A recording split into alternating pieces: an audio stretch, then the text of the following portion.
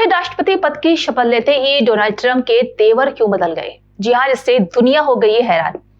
Donald Trump ने America के 47वें राष्ट्रपति के तौर पर कमान संभालते ही जिस तरह के तेवर दिखाए हैं, उससे पूरी दुनिया सन्न हो गई है और वो अमेरिका के बड़े बदलाव का संकेत दे रहे हैं। उनके ताबड़तोड़ कार्यकारी फैसले ने सबको चौंका दिया है। ट्रंप अपने मिशन में कितने कामयाब होते हैं, उसी से साबित होगा कि उन्होंने ग्रेट अमेरिका बनाने का इतिहास रचा है या नहीं, या फिर उसका दूसरा कार्यकाल वाकई में स्वर्णकाल है। लेकिन इसमें कोई दो राहें नहीं है कि डोनाल्ड ट्रंप ने एक ऐसे राष्ट्रपति के तौर पर मिसाल कायम कर ली है जिसके दोनों कार्यकाल की नीतियों और चुनावी रणनीतियों में काफी अंतर भी देखने को मिल रहा है। साल 2017 से लेकर साल 2025 तक आते आते ट्रंप में जबरदस्त मेकओवर देखने को भी मिला है। यह ऐसे मेकओवर है जिसने डेमोक्रेट्स को जो बाइडेन का गेम ओवर कर दिया है। बहुमत हासिल करके ट्रंप ने बताने में फिलहाल कामयाब हो गए हैं कि बाइडेन मिडिल ईस्ट के साथ साथ अमेरिकी इकोनॉमी के लिए भी कथित तौर पर कितने विनाशक थे। युद्ध ने अमेरिका को खोखला भी बना दिया था। गौरतलब है कि डोनाल्ड ट्रंप केवल एक राजनीतिक शख्सियत नहीं है, वो बिजनेस करना भी बखूबी जानते हैं और सफल बिजनेस के लिए वक्त की बयार को भाप लेना काफी अहम भी होता है। इसमें कोई दो राय नहीं है कि ट्रंप ने सियासत में भी बिजनेस वैल्यू के साथ ही की है।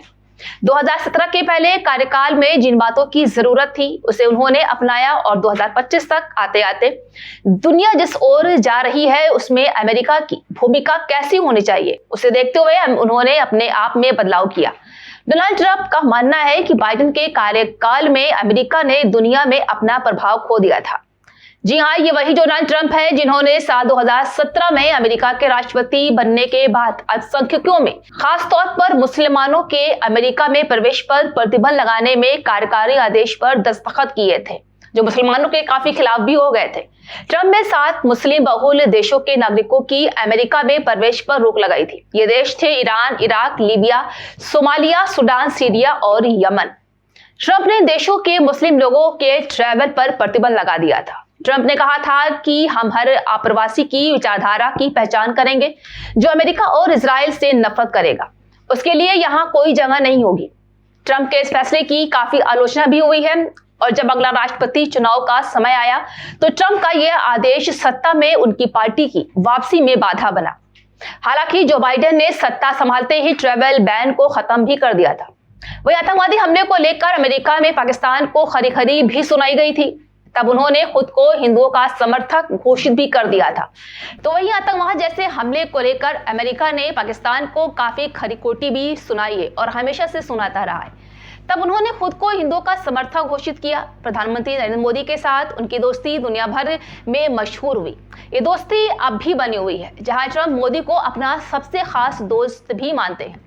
2017 में बराक ओबामा से सत्ता छीनने और 2021 में जो बाइडेन के हाथों में सत्ता गंवाने के बीच डोनाल्ड ट्रंप ने अपने आप में काफी बदलाव किया।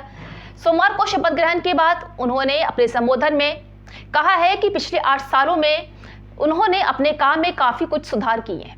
आज अमेरिका को किस चीज की जरूरत ज्यादा है उसका उन्होंने गहराई से अध्ययन करने का दावा भी कर दिया है। जाहिर है कि डोनाल्ड ट्रंप का पहला मकसद जो बाइडेन को सत्ता से बाहर करना था और यही वजह है कि उन्होंने अपनी पिछली गलतियों को नहीं दोहराने का फैसला किया था। इसके लिए ट्रंप ने सबसे पहले डेमोक्रेट्स की वोट बैंक में संद लगाने की ठानी और ये आसान भी नहीं था। ट्रंप ने अमेरिकी मुस्लिमों से लेकर अश्वेत समुदाय को भी अपने पाले में लाने की कोशिश की। ट्रंप ने देखा कि अमेरिका में बहुत सारे लोग बाइडेन की युद्ध नीति से नाखुश हैं, लिहाजा उन्होंने इसे बड़ा मुद्दा बनाया।